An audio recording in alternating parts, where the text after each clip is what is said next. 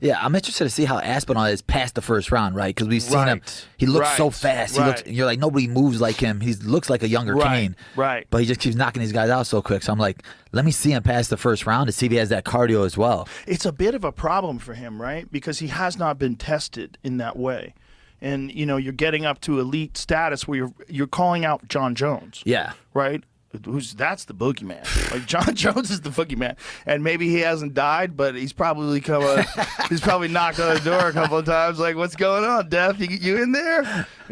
John Jones has had some trials and tribulations, but the skill set and the ability to push deep into rounds is nuts. Like, John when he fought Gustafsson, he had almost no training camp.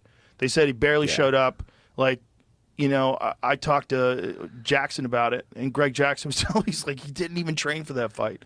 Wow. He didn't even train. And then he pulled that fight off in the 4th and 5th rounds. That's when he really turned it up. So you're talking about a guy who hasn't even been training.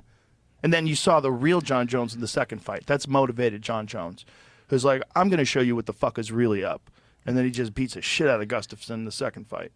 And I wonder if it's going to get him to that point, all this talking from Aspinall, so they get him motivated, right? Or is he going to be at a point like, let me be done with Stipe and be done with it? But I don't want a heavyweight motivated John Jones if I'm on the other side. Like, yeah. The way he just pulled Gon down so easily and choked him out, I was like, bro. Yeah. And then Gon looks good his last 2 fights. Aspinall is like, we've only seen him smash. We've never seen him be the nail.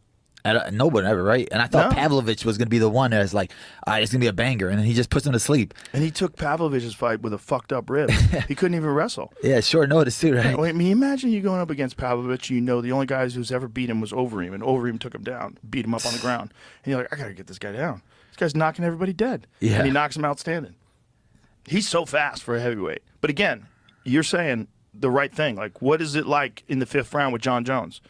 Because if you can't steamroll John Jones and he starts side kicking your fucking kneecaps, there's nobody better with distance than John. The